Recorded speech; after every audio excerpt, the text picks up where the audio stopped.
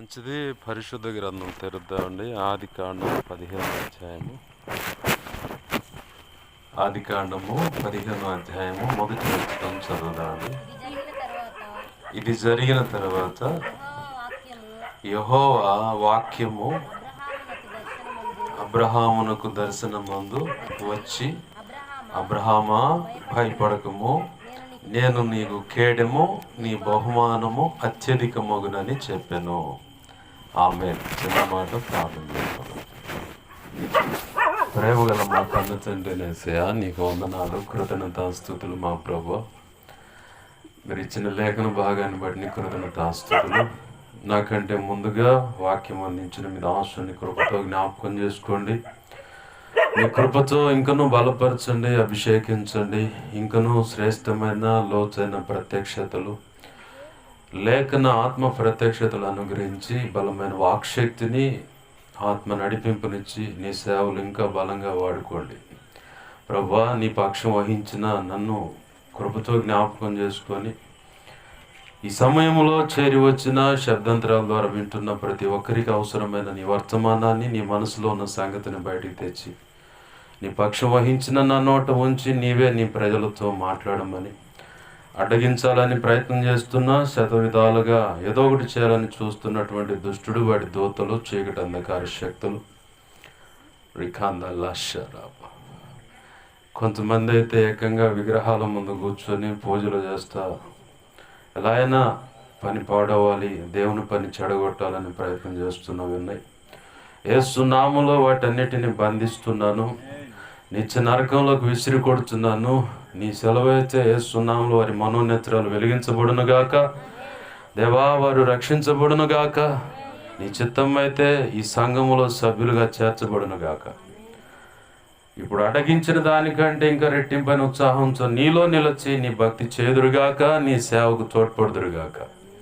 అన్ని విధాలు ఆశీర్వదించి నీ కృపలు వర్ధల చేయమని, నా చుట్టూ మా చుట్టూ నీ శిలువ రక్తము కంచెన వేయమని, నీ మహిమేగాన్ని ఇక్కడ ఆవరింపచేయి. నీవే అయ్యా ఈ పరిచర్యకు తోడైండి, నడిపించమని, సహకరిస్తున్న కుటుంబాన్ని కూడా ఆశీర్వదించమని యేసయ్య నామంలోనే ప్రార్థించి సమస్తం పొందుకొని నీ కృతజ్ఞతాస్తుతులు చెల్లించి నిన్ను మహింపరుచుకుంటూ నీ పాదాలు పట్టుకొని బతిమలాడుతున్నాం మా తండ్రి. Amen, amen, amen. ప్రభునందు సమకూడిన మీ అందరికీ ప్రభు అయిన యేసుక్రీస్తు వారి పేరిట నా హృదయపూర్వకమైన వందనాలు. అందరికీ వందనాలు. ఈయనెవరో కొత్తగా కనపడుతున్నాడు. ఇప్పుడు ముగ్గురు ఉన్నారు. ఒక ఆయన అయిపోయింది, ఇంకొక ఆయన పట్టుకుంటూ మైకు, నెక్స్ట్ ఇంకొక ఆయన లైన్లోకి వస్తాడు. ఈర బాధుడేక ఇయ్యాలా అనుకున్నారా? నేను వాస్తవంగా అన్నయ్య అంతకుముందు ఈ కుర్చీలో సేవ చేస్తున్నాను అన్న, చెట్టు కింద ఇలా జరుగుతుంది అన్నాడు. సరే, అది ఎక్కడో నాకు గంట పడేది ఎప్పుడో అనుకున్నా నేను. వాస్తవంగా ఈరోజు ఆ మునమాకులో 2వ ఆదివారం ప్రభువాలు జరుగుతుంది. సాయంత్రం సువార్త కూటం అంట. చాలా నుంచి దుంప దించుతున్న ఆ సేవకుడు కూడా. సరే అలా వస్తాలయ్యా అని చెప్పానన్న. సరే వస్తాలు ఏర్పాటు చేసుకొని చెప్పంటే, ఇది దారిలో అక్కడికి 2 సేవకులు తగిలారు. వాళ్ళతో మాట మంచి అయిపోయింది. ఇక బయలుదేరుతుంటే ఇక కంజర శబ్దం వస్తుంది. చెట్టు కింద లైట్ మనిషి నిలబడి టక్మని ఎలీషా గుర్తు వచ్చిండు. ఆహా, అసలు వాళ్ళ కాదో చూద్దాం అని చెప్పని ఇక్కడికి వచ్చి బండి తిప్పుతున్నా. ఎక్కడికి పోతున్నావు? ఆగి ప్రార్థన చేసి ఆ పరిచయం కోసం అప్పుడు పోండు. ఈడికి వచ్చిన తర్వాత పాష్ గారు ఆల్రెడీ మైక్ ఇచ్చిండు. ఏంది ప్రభు అంటే, అరగంట టైం ఉందిలే నీకు, ఇంకా అక్కడ అవకాశం ఉంది, నిలబడు, 4 మాటలు అందించు, నేను మాట్లాడాలంటే ఇక పరిశుద్ధాత్మకు సరెండర్ అవ్వాలి. ఒకవేళ మిమ్మల్ని కాదని వెళ్ళినా అది ఆగిపోద్ది, ఏం నిలబడాల్సి వస్తుంది. లేదంటే దారిలో 4 దెబ్బలు పడితే మళ్ళీ అక్కడికి రావాల్సి వస్తుంది.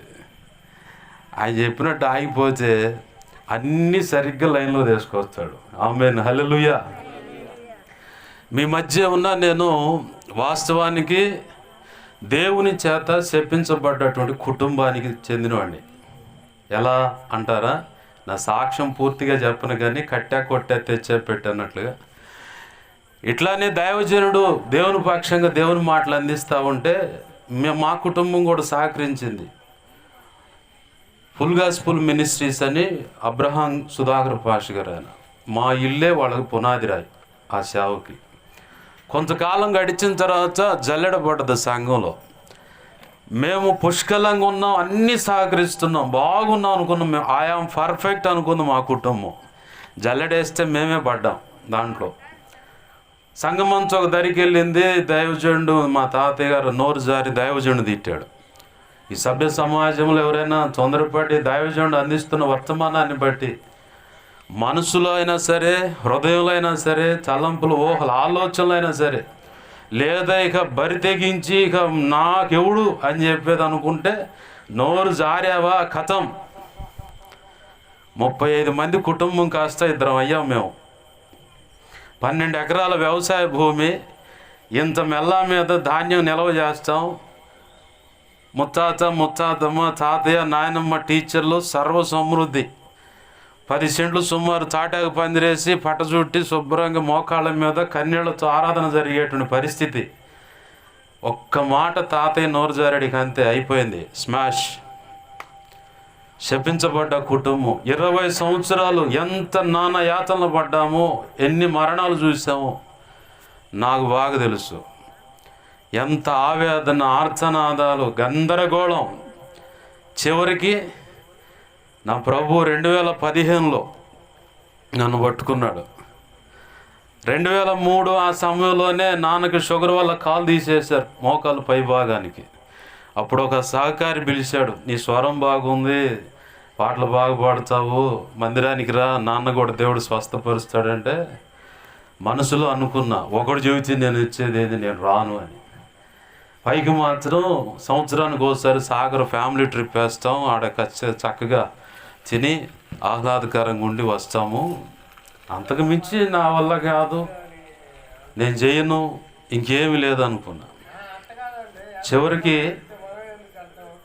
చివరికి ఏమైందంటే అక్కడ పెట్టి 2007లో దేవుడు ఆడ బాధ్యత 2007లో చివరికి నషాపేట వచ్చి 2014 దాకా బాగానే తిరిగా డ్రైవర్గా.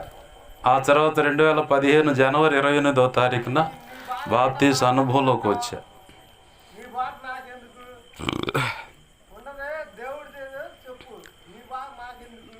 సరే దేవునికి మహిమ కలుగును గాక. హల్లెలూయా.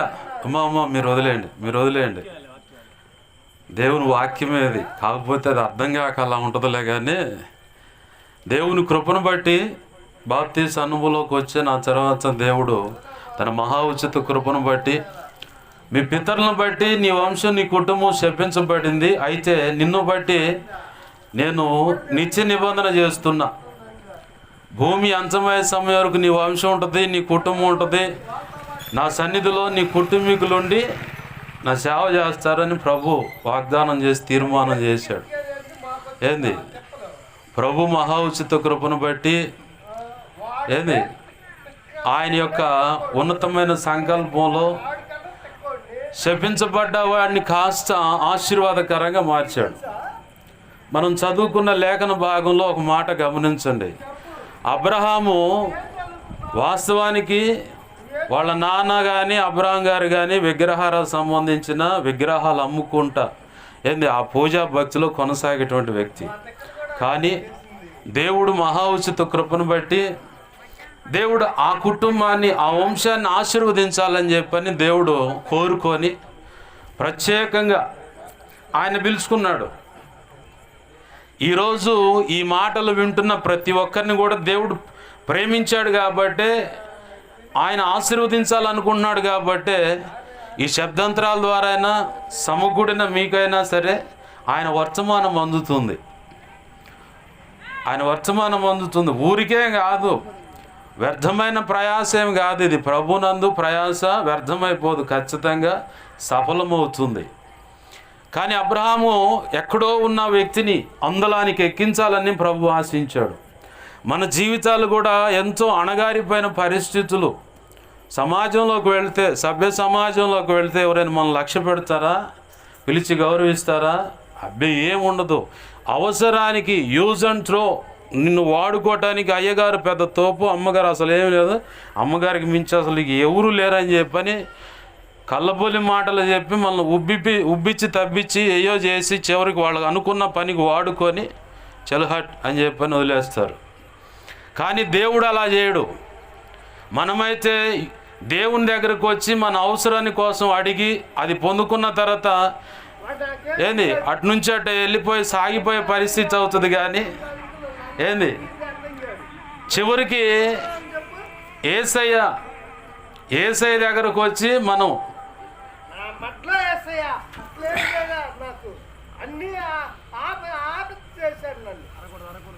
మరి నేనేం చేయాలా?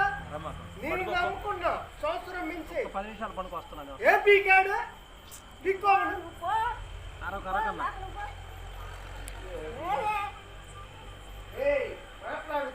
హల్లెలూయా స్తుతి మహిమ ఎల్లప్పుడు దేవునికి చెదము. హల్లెలూయా స్తుతి మహిమ ఎల్లప్పుడు దేవునికి చెదము. హల్లెలూయా హల్లెలూయా హల్లెలూయా హల్లెలూయా హల్లెలూయా హల్లెలూయా హల్లెలూయా స్తుతి మహిమ ఎల్లప్పుడు దేవునికి చెదము. హల్లెలూయా. బాగా గమనించండి, అబ్రహామును ఆశీర్వదించడానికి దేవుడు పిలుచుకున్నాడు. ఈరోజు నువ్వు ఇక్కడ సమకూడి కూర్చున్నావు అంటే ఈ శబ్దంతరాల ద్వారా ఎవరు విన్నా సరే దేవుడు ప్రేమిస్తున్నాడు, ఆశీర్వదించాలని ఆశపడుతున్నాడు. కొన్ని అనివార్య కారణాలను బట్టి కుటుంబంలో పొడచూపుతున్న సమస్యలు కావచ్చు, దేహంలో కనబడుతున్న రోగాలు కావచ్చు, భార్యాభర్తల మధ్య సమస్య కావచ్చు, పిల్లల వల్ల సమస్య కావచ్చు, ఎక్కడన్నా అప్పు చేసి అప్పు తీర్చలేని పరిస్థితి కావచ్చు, దీర్ఘకాలంగా చాలా సమస్యల నుంచి మొరపెడుతూ ఉంటారు, చాలా దిగులు పడుతూ ఉంటారు. ఏసై కాడికి మేము కూడా వచ్చామండి, ఎప్పుడప్పుడు వచ్చి ఆడ మందిరంలో కూర్చొని ప్రార్థన చేసుకుని వెళ్తూ ఉంటాం. దేవుడు ఏదో కార్యం చేయాలని కొంచెం ఏదో నేను నా మనసులో అనుకున్నాను, ఫలానా ఇద్దామని చెప్పని అనుకున్నాను, కానీ ఇంకా ఎందుకు కార్యం జరగట్లేదు, అదంతా జాగైపోతుందని చెప్పి దిగులు పడేవాళ్ళు ఉంటారు. అయితే ప్రభు కృపను బట్టి నేను చెప్తాను, దిగులు పడాల్సిన పని లేదు. దేవుడు అంటున్నాడు, భయపడమాక, నేను నీకు తోడై ఉన్నా. పరిచర్య విషయంలో దిగులు పడుతున్నావా సమస్యని, నా ప్రభు మీదరికి ఈ సంవత్సరం కల్లా వచ్చాకల్లా నీకు స్థలాన్ని ఇస్తాడు, ఖచ్చితంగా స్థలాన్ని ఇస్తాడు. దాంట్లో తాటాకులు పాకేస్తావు, స్టార్టింగ్ అదే నీకు. ఇక తాటాకులు పాకేస్తావు, ఆ తర్వాత నెక్స్ట్ రేకులు, ఆ తర్వాత ఇక అది స్ప్రెడ్ అవుతుంది తప్ప ఆగిపోదు ఆశీర్వాదం. భయపడమాక. పరిచర్య విషయం దిగులుందా, భయపడమాక. దేవుడు చెప్తున్న మాట ఇది. ఖచ్చితంగా ఇస్తాడు, స్థలం ఇస్తాడు, దిగులు పడమాక. దేవుడు ఖచ్చితంగా తన సంకల్పంలో ఒక వ్యక్తిని నిర్ణయించుకున్నాడు, ఆ వ్యక్తి వస్తాడు ఖచ్చితంగా. మీదటికి ఈ సంవత్సరం అంటే వచ్చే సంవత్సరం ఈ టైం కల్లా నా ప్రభు ఖచ్చితంగా నీకు మందిరానికి స్థలం ఇస్తాడు. తాటాకు పాగా వేస్తావు, అదే స్టార్టింగ్. అక్కడి నుంచే నీ ఆశీర్వాదం మొదలైద్ది. తొందరపడి ఇంకే ఆలోచన చేయమాక, విశ్వాసంతో ప్రార్థన చేయి. ఒకవేళ నా బిడ్డకు పెళ్లి కాలేదైనా బాధపడుతున్నావా, ఖచ్చితంగా నా ప్రభు ఈ టైం కల్లా వచ్చే సంవత్సరం నీ బిడ్డకు పెళ్లి చేస్తాడు. కొడుకుకైనా సరే, కూతురికైనా సరే, అయ్యో నా కోడలకు పిల్లలు లేరా అంటావా, ఖచ్చితంగా ఈ టైం కల్లా వచ్చే సంవత్సరం నీది కోడలు కడుపున బిడ్డ ఉంటాడు. పోక కూతురైనా సరే బిడ్డ ఉంటారు. ఖచ్చితంగా నా ప్రభు కార్యం చేస్తాడు. అప్పులు తీరట్లేదా అంటావా, వచ్చే సంవత్సరం ఈ టైం కల్లా మొత్తం క్లియర్ అవుతాయి, అన్నీ క్లియర్ అవుతాయి. నువ్వు విశ్వసించి ప్రార్థన చేయి, విశ్వసించి నువ్వు ప్రార్థన చేయి. అటు ఇటు చూడమాక, మళ్ళీ గాలికి కదిలే రెల్లులాగా కదిలిపోమాక. స్థిరంగా దేవునిలో నిలబడి ఆయన వైపు చూడు. ఆయన వైపు చూస్తే ఖచ్చితంగా నా ప్రభు నీకు ప్రతిఫలం ఇస్తాడు. అబ్రహాముని దేవుడు స్నేహం చేశాడు, విశ్వాసంలో వేళ్ళునుకునేలా చేశాడు, నిరీక్షణలో స్థిరముగా నిలబెట్టాడు, దేవుని పూర్తిగా నమ్మేలాగా చేశాడు. ఇక ప్రధానంగానే కదిలాడు. యాడికి అన్నాడు వాళ్ళ నాన్న, ఏమో దేవుడు చెప్పాడు పోతున్నా. ఏందిరా అమాయకుల్లాగా ఉన్న, దేవుడు చెబితే పోవటం ఏందిరా, అసలు ఏంది పిచ్చి పట్టింది నీకు అని చెప్పని. క్రీస్తు ప్రేమ అర్థం కానప్పుడు అప్పుడు అట్లాంటిగా ఈదురుగాలు తగులుతూ ఉంటాయి. అట్నే అబ్రహాం గారికి కూడా తగిలినాయి. అయినా సరే ప్రభు చెప్పాడు నన్ను ఆశీర్వదిస్తాను అన్నాడు, నేను పోతాను అంతే. మొండిగా ఆయన నమ్ము, మొండిగా ఆయన పాదాలు పట్టుకో, మొండిగా కనుక పెనుగులాడుతూ ఉండు, నా ప్రభు ఖచ్చితంగా ఆశీర్వదిస్తాడు. ఆయన్ని నమ్మటమే నీ వంచు. లోకంలో చాలామంది ఆయన నమ్మారు, నిన్ను నమ్మాలి, ఆయన నిన్ను నమ్మాలా. విశ్వాసం ఉంచటం అదిగో పసిబిడ్డను అడిగినా కానీ యేసయ్య దేవుడే అని చెప్తారు. కానీ ఆ పసిబిడ్డ యేసయ్య అని చెప్పటం వేరు, యేసయ్య నిన్ను నమ్మటం వేరు. అబ్రహామును పూర్తిగా దేవుడు నమ్మాడు కాబట్టి అబ్రహాం దగ్గరకు వచ్చి దేవుడు అంటున్నాడు, జరగబోయేదాన్ని నా స్నేహితుడైన అబ్రహాంకు చెప్పకుండా దాచేదనా అండు. ఏమయ్యాడు ఆయన? కొంతకాలం నడిచిన తర్వాత అబ్రహాము దేవుడికి స్నేహితుడయ్యాడు. ఆ తర్వాత ఏది దాచకుండా దేవుడు అబ్రహాంకు చెప్పటం మొదలుపెట్టాడు. అవునా? ఇప్పుడు మనం చదువుకున్న మూలవాక్యం మధ్యలో ఉన్నాడు అన్నమాట. అది విశ్వాసపు యాత్రలో మధ్యలో ఉన్నాడు. ఆయనకే అన్ని ఒడిదుడుకులు తగిలితే మరి మన జీవితాలు తగలవా? ఖచ్చితంగా ఉంటాయి. అయితే ఈ ఒడిదుడుకులను బట్టి అటు ఇటు చూడకుండా దేవుని వైపు చూసి ఆయన పాదాలు పట్టుకుంటే చాలు. ఒకవేళ నిన్ను నా స్వజనులే నన్ను ఇలా అడుగుతున్నారయ్యా, ఏం చేశాడు దేవుడు, ఏం మేలు చేశాడని ఇంకా ఏసైని పాకులాడుతావు అంటే ఒకటే చెప్పాలి, నేను ఇంకా బ్రతుకున్నా, నువ్వు ఇంకా బ్రతుకున్నావు, మనం ఇంకా చక్కగా ఉన్నాం, సంతోషంగా ఉన్న దాంట్లోనే 4 మెతుకులు తినగలుగుతున్నాం. మన పిల్లలు కానీ మనం కానీ ఏ అనారోగ్యం మన దగ్గరకు రాకుండా, ఇప్పుడు కొత్తగా కరోనా వస్తుందంట, అది అట్ట గాలికి పడి వస్తుంది, అది మనకు తగలకుండా దేవుడు ఆపిండు. కొత్తగా వచ్చిన కరోనా, పాతగా వచ్చిన కరోనా వచ్చిన వాళ్ళు ఉంటారుగా, వాళ్ళనట బట్టి తీసుకొని పోతుంది. కానీ నిన్నెందుకు నీ భూమి మీద ఇంకా సజీవురాలుగా ఉంచాడు? ఆయన కృప ఉంది కాబట్టి. ఎవరైనా అడిగితే ఇదే మాట చెప్పు, మక్క అడిగేది అప్పుడప్పుడు ఏం చేశాడు దేవుడు నీకని, బతుకున్నానమ్మాయి, లేదంటే 10 జ్ఞాపకార్థ కూటాలు పెట్టేవాళ్ళు అన్నట్టు. వాస్తవం. బాప్తీసం పొంది తెల్లారి చచ్చిపోదాం అనుకొని వచ్చాను నేను బాప్తీసం అనుభవంలోకి. బాప్తీసం పొందిన రోజే షోల్డర్ పట్టుకుంటే ఆడికి నువ్వు పోయేది నా సేవ చేయాలని. సరే ప్రభు నేను చేస్తాను, ఎటు నీ మార్గం నడుస్తాను. ఆనాటి నుంచి ఈనాటి వరకు ప్రభు కృపను బట్టి, ఆయన మీద ఆనుకున్న దాన్ని బట్టి ఆయన నడిపిస్తూనే ఉన్నాడు. ఏది డోకా లేదు. ఈరోజు ఇది లేదని పక్కకు పోయి అడిగింది లేదు. ఈరోజు ఏమన్నా హెల్త్ కొంచెం తక్కువైందా, ఉపవాసం వేసుకునే సంఘ క్షేమాభివృద్ధి కోసం. డాక్టర్లు చదువుతుల్లా వారంలో ఒకసారి మాడవండి, పనిలో పని, గుంపులో గొర్రెలు, నలుగురిలో నచ్చానీలు అయిపోయా. ఆమేన్, హల్లెలూయా. ఏ శైలో ఉంటే అది శ్రమ అయినా అంత సంతోషమేనమ్మా. ఆరాధనే, అంత ఆరాధనే. ఏసైలో ఉంటే అంతా ఆనందమే. మనం ఏంటంటే ఆయనకు మన మార్గాలు అప్పచెప్పకుండా మన చేతులు పెట్టుకొని, స్టీరింగ్ అంతా మన చేతిలో, ఆ గేర్ యాక్సిలేటర్ అంతా మన చేతులు పెట్టుకొని, ప్రభువా చూడు నేను ఎట్టబోతున్నాను చూడు, ఆ కంపల్లో పోకుండా ఎట్ట తప్పిస్తున్నాను చూడని ప్రభువుకు మనం తెలివితేటలు చెబుతాం. అట్లా కాకుండా ప్రభు చేతికి మన జీవితాలు అప్పచెప్పుకొని ప్రభువుని అడుగుతా, ఏంది దేవుడు చెప్పినట్లుగా అడుగులువే, దేవుడు చెప్పిన రీతిగా నీ బ్రతుకును కట్టుకో. వాక్యపు కాంతిలో నీ జీవితాన్ని, నీ కుటుంబాన్ని కనుక కట్టుకోగలిగితే, అనుదినము ప్రార్థన వదిలిపెట్టొద్దు. ప్రార్థన మాత్రం వదిలిపెట్టొద్దు. నా జీవితంలో ఏం జరుగుతుందని ఒకవేళ ప్రార్థన మానేసావేమో, క్షమాపణ అడుక్కొని దేవుని పాదాలు పట్టుకొని తిరిగి మళ్ళీ ప్రార్థన మొదలుపెట్టు, విజ్ఞాపన మొదలుపెట్టు, సంఘ క్షేమాభివృద్ధి కొరకు ప్రార్థన చేయడం మొదలుపెట్టు. అయ్యా నీ చిత్తం అయితే ఇదిగో దైవజనుడు పలికిన మాటను బట్టి మాకు స్థలమీ ప్రభు అని ప్రార్థన చేయడం మొదలుపెట్టు. నా సొంత అవసరాలకు నేను ఎప్పుడు ఇంతవాటికి ప్రార్థన చేయాలి, ప్రభు కృపను బట్టి చెప్తున్నా.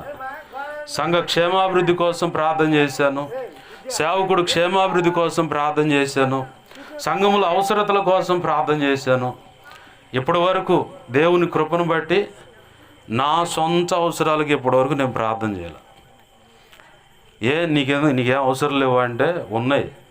ప్రభు అన్నాడు, మొదట ఆయన నీతిని రాజ్యం వెతకండి, మీకు కావాల్సినవన్నీ ముందే ఆయన సిద్ధపరిచున్నాడు అన్నాడు. కాబట్టి ఆయన పని మీద నేను దృష్టి పెట్టాను అనుకో, ఒక లేఖనం నెరవేరుతూ ఉంటుంది, నిన్ను వల్లే నీ పొరుగు వారిని ప్రేమించాలి. అది సేవ అయినా, వ్యక్తి అయినా, కుటుంబమైనా, ఏదైనా సరే. ప్రభు కృపలో బాగా గుర్తుంచుకోండి. నువ్వు భయపడాల్సిన పని లేదు, పరిస్థితులను బట్టి నువ్వు కదిలిపోవాల్సిన పని లేదు. నా ప్రభు ఖచ్చితంగా మీ జీవితాల్లో కార్యం చేస్తాడు. ప్రభు అంటున్నాడు ఈరోజు భయపడమాక, నేను నీ కేడెము. ఏదైనా ఎవరు శత్రువు ఒకవేళ ఏదైనా బాణం విసిరినా ఏదైనా నిందలు అవమానాలు విసిరినా కేడెం అనేది అట్ట అడ్డం పెడతారు.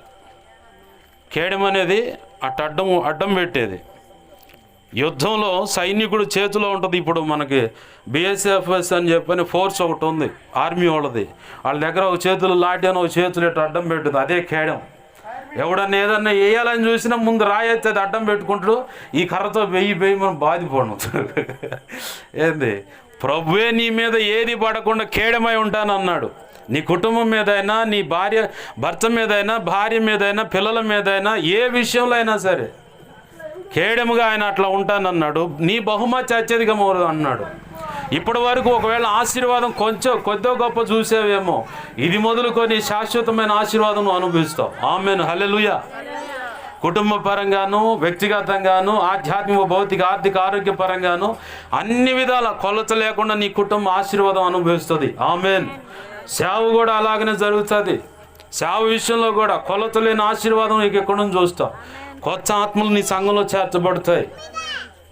సహకారులు కూడా నీకు నిలబెడతాడు దేవుడు. విజ్ఞాపనకర్తలు లేపుతున్నాడు, ప్రార్థన గుంపులను కడుతున్నాడు. ఇది జరుగుతుంది ఖచ్చితంగా. నా ప్రభు కృపను బట్టి చెప్తా ఉన్నాను. దేవుడు తను అనుకున్నది ఖచ్చితంగా అనుకున్న సమయంలో నేను చాలా నాళ్ళు ఇక్కడికి రావాలనుకున్నా. ప్రభు ఎలుసుబాటు చేసి అసలు ఇది ఎట్టుందంటే కరెక్ట్గా అటు వెళ్ళే టయానికి ఇటు తీసుకురావటం ఇక్కడ అనుకోకుండా నిలబెడతాం. వాస్తవానికి నేను ఇక్కడికి వస్తాను అనుకోలే. ప్రభు కృపను బట్టి ఆశపడ్డ ప్రాణాన్ని ఇట్ట తీర్చాడు దేవుడు. ఆమేన్, హల్లెలూయా. రండి ప్రార్థన చేసుకుందామండి. విస్తరించి మాట్లాడాలని ఆశ ఉంది, కానీ మరో చోట దేవుడు వాక్యం అందించాడు కాబట్టి ప్రభు కృపలో మరి అందించిన వర్తమానాన్ని జ్ఞాపకం చేసుకోండి. సరే ప్రార్థన చేస్తా, కళ్ళు మూసుకో. దేవా నీకే వందనాలు, కృతజ్ఞతాస్తుతులు మా ప్రభా. ఇదిగో తండ్రి, సరే నువ్వు సైలెంట్గా ఉంటే నేను ప్రార్థన చేస్తాను. ప్రేమ గల మా కన్న తండ్రి నీకు వందనాలు, కృతజ్ఞతాస్తుతులు ప్రభా. ఇదిగో తండ్రి, అన్నను బట్టి నీకు స్తోత్రాలయ్యా. కృపతో బిడ్డను దర్శించండి. తనలో ఉన్న బలహీనతను చేస్తున్నాములు విడుదల కలుగును గాక. ఇదిగో తండ్రి, బిడ్డ మనోనేత్రాలు వెలిగించబడును గాక. తల్లి గర్భం నుంచి దేవా పుట్టింది మొదలు ఇప్పటి వరకు చేసిన ప్రతి దోషం, పాపం, ఆజ్ఞాతిక్రమాలు మేము ఒప్పుకున్నాం, క్షమించండి. ఇదిగో తండ్రి, నూతన జన్మ అనుభవంలోకి, క్రీస్తు రక్తంలోకి యేసునామమున బిడ్డ కడగబడును గాక. నూతన జన్మ అనుభవంలోకి వచ్చును గాక. పాతవన్నీ గతించిన ఇదిగో సమస్తము నూతనమావిని అన్నట్లుగా యేసునామమున బిడ్డ ఇదిగో తండ్రి రక్షణ అనుభవంలోకి వచ్చి నిత్యం నీలో ఆనందించును గాక. నీ కృపలో వర్ధిల్లును గాక. నీ పరిచర్లో ఉన్నతంగా ఆశీర్వదింపబడి వాడబడును గాక. నీ కార్యములు జరిగించి నీ చిత్తం నెరవేర్చును మాత్రం మహిమ పొందమని దేవా, వెత్తబడిన వర్తమానం దేవా నీ బిడ్డల హృదయాల్లో పదిలపరిచి నీ అనుకున్న కార్యం జరిగించి నువ్వు మాత్రం మహిమ పొందమని, నీ సెలవు అయితే, నీ చిత్తం అయితే మరో సమయంలో నీ బిడ్డలతో విస్తరించి నీ మాటలు అందించడానికి కూడా కృపను దయచేయమని సహకరిస్తూ నీ కుటుంబాన్ని ఆశీర్వదించు. స్థానికంగా నీ పక్షం వహించి నీ సేవ చేస్తున్న మీ దాసులను కూడా, కుటుంబాన్ని, పిల్లలను, సంఘ బిడ్డలందరినీ కూడా ఆశీర్వదించి కృపలు వర్ధిల్ల చేస్తూ నువ్వు మాత్రం మహిమ పొందమని మా ప్రియుడును మా రక్షకుడైన యేసయ్య ఉన్నతనంత శక్తిగల నామంలోనే ప్రార్థిస్తూ, సహోదరుడు మా మధ్యలో ఉన్నాడు, నీ బిడ్డను కూడా బలపరచండి, అభిషేకించండి. నీ సేవలు ఇంకా గొప్పగా వాడుకోండి ప్రభా. అయ్యా, నీ సంకల్పంలో సేవకులు ఎంచబడ్డాము. నీ ఉన్నత అనాది సంకల్పంలో నిర్ణయమైన ప్రతి స్థలంలో దేవా సంఘ స్థాపన చేసి సంఘాలు కట్టి నీ కృపలో నీ మాటలు అందించి ఆత్మలు సంపాదించి ఒకనాటికి దేవ క్రీస్తు న్యాయపీఠాన్ని ఎదుర్కొన్నప్పుడు బడా మంచి దాసుడా, మంచి దాసురాలని చెప్పి నీ చేత మెప్పు, ఘనత, మహిమ, బహుమతులు అందుకొని నీ కృపలో వర్ధిల్లే భాగ్యం దయచేయమని, ప్రతి అవసరత అక్రత నీ కృపచే తీర్చమని దయచేయమని బతిమలాడుతూ యేసు నామములో ప్రార్థించి సమస్తం పొందుకొని నీ నామాన్ని గొప్ప చేసుకుంటూ హెచ్చించుకుంటూ నీ కృపాస్తాలకు సమస్తాన్ని అప్పచెప్పుకుంటూ ముందున్న సమయాన్ని దేవా సమస్త నీ చేతులకు అప్పచెప్పి నీ మహింపరుచుకుంటున్నాం మా తండ్రి. ఆమేన్, ఆమేన్. అందరికీ వందనాలు. సమయించి మరి దైవజనులు ప్రత్యేకంగా వందనాలు. ప్రభు యొక్క మహోచిత కృప అందరికీ తోడై ఉండును గాక. ఆమేన్. మంచిది, మంచి మాటలు అందించినటువంటి డానియల్ అన్నకు కూడా ప్రభు అయిన యేసుక్రీస్తు నామములో మంచి మీ అందరు చెప్పాలి దైవజనుడు వందనాలు, నోటి నుంచి జాలువడిన నాకు అప్పుడప్పుడు నెత్తి వస్తుంది, మీరేమనుకోవద్దు. జాలువారిన అమృతమైన మాట. ఆశీర్వాదకరమైన మాట. ఆమేన్, ఆమేన్.